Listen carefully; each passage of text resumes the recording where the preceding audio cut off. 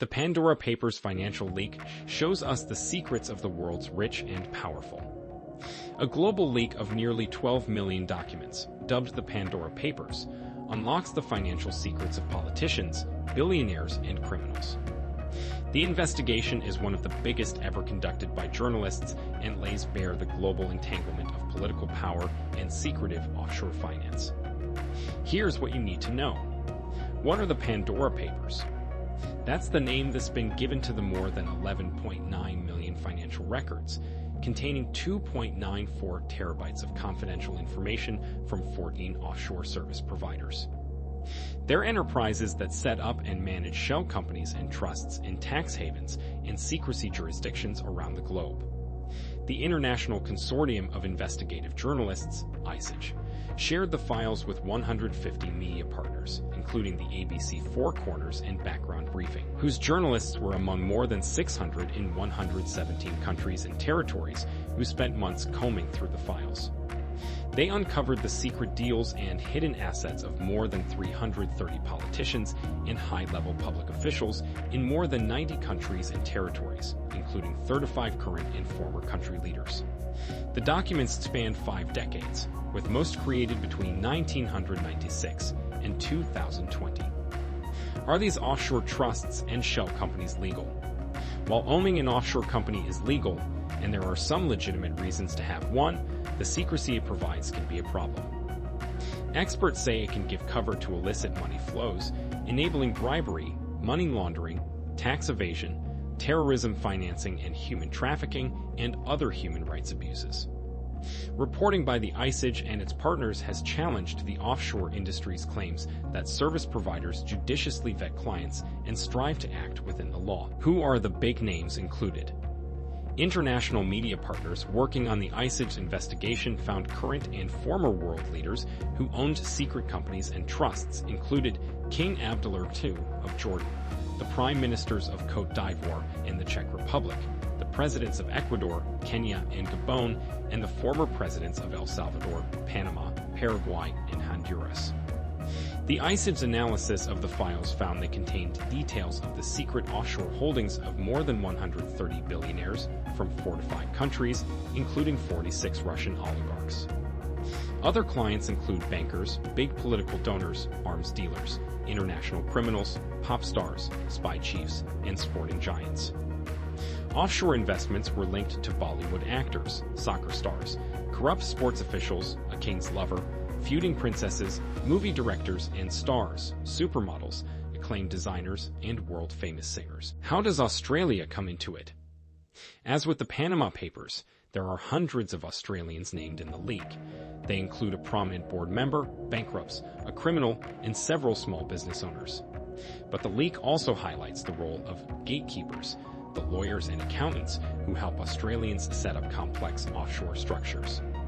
Importantly, one of the 14 service providers in the leak, called City, was founded and run by an Australian accountant named Graham Briggs.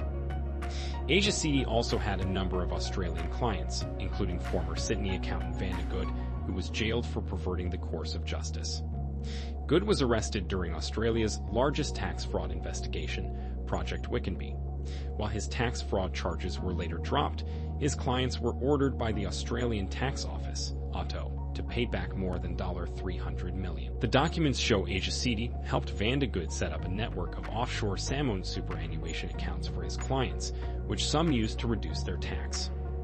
Last year, City's Singapore office was fined $1.1 million by the Monetary Authority of Singapore for failing to comply with anti-money laundering requirements.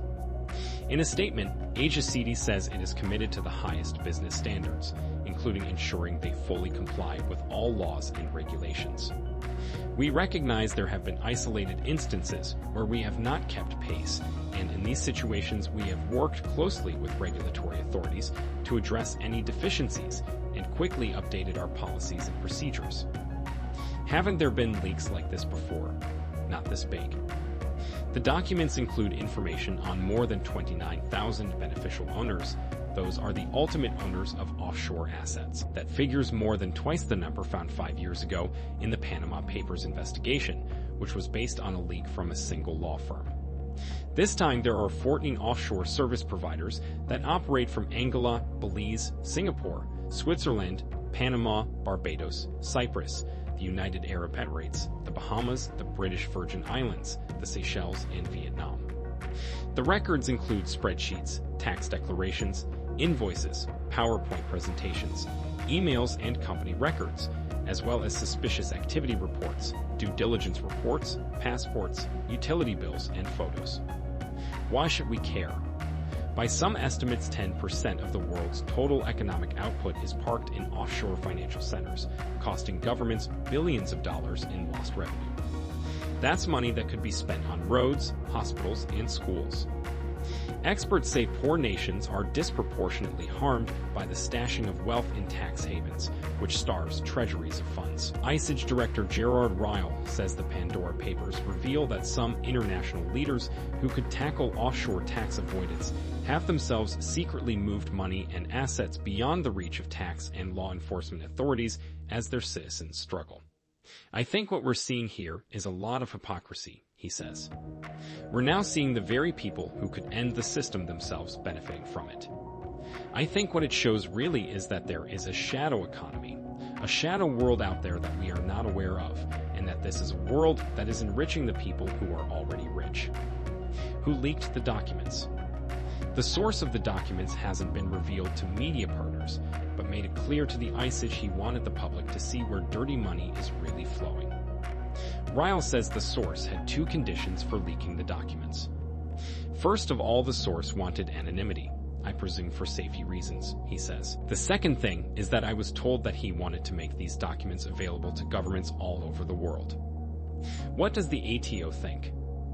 The ATO released a statement this morning saying it would be analyzing the Pandora Papers data to identify any possible Australian links. We will certainly look at this data set and compare it with the data we already have to identify any potential connections. In 2016, the Panama Papers leak led to the ATO investigating 800 Australians. ATO Deputy Commissioner Will Day tells the ABC it's important to remember offshore structures aren't necessarily dodgy. We know most Australians do the right thing, Mr. Day says.